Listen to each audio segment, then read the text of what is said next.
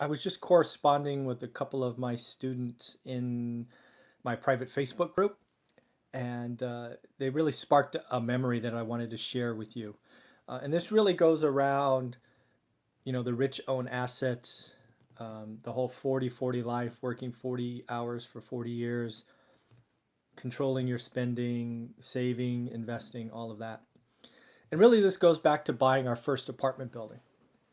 And what I remember most about buying that building, which we've since sold or 1031 exchanged, is we walked every unit. And as we're walking the units, we started noticing things. The first thing we noticed is everyone in these, I think there were 650 square feet, one bedrooms, and almost 800 square feet, two bedrooms. Every one of them had multiple TVs. Most of them, probably 14 or 15 of them, had what I would call big screen TVs, right? I mean, this is like, gosh, this might be a decade ago, maybe 8 years ago. And why this still holds true or holds like a memory for me is I remember walking through them and getting back in the car after we agreed to buy it after our inspections and thinking, wow, our tenants have more TVs than we do. And I'm jealous because they have big screen TVs. At the time, we had a single TV. Actually, we've never had more than one TV. We had a single TV. It was a little box. It was like I want to say it was 12 inches, but even if it was 16 or 18 inches, it was tiny, right? And because we didn't watch a lot of TV, right? I'd watch the Super Bowl, some NBA games, and I think we watched Friends or something. We watched as a family, but we didn't watch a lot of TV. And I just remember thinking, what am I doing wrong? Right? All my tenants have TVs, multiple TVs. Most of them have big screen TVs, and I remember actually feeling kind of bad until we got down the road and went, you know what? We're going to buy the build top line income, but because we're 1031ing out of other buildings, our cash flow is going to explode. But I still remember that.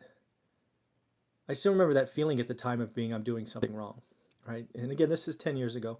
But now as I look back on it, it's just another example of, are we living for today or are we living for tomorrow?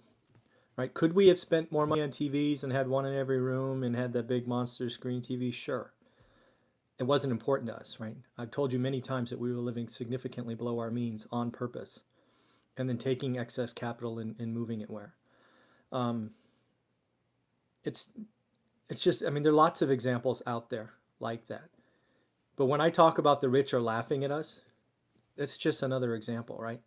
They're they're watching us be consumers and spending our hard-earned capital, taking out loans to buy things that we don't need to impress people we don't like. And, you know, we're just staying on the 40-40 rat race, right? 40 hours for 40 years. You don't have to do that. But it takes choices. And you need to decide, do you want to be happy today or happy tomorrow? And again, it doesn't always feel good, right? I've told you many times about our journey where it felt terrible, where emotions were raw and we didn't know if it was going to work.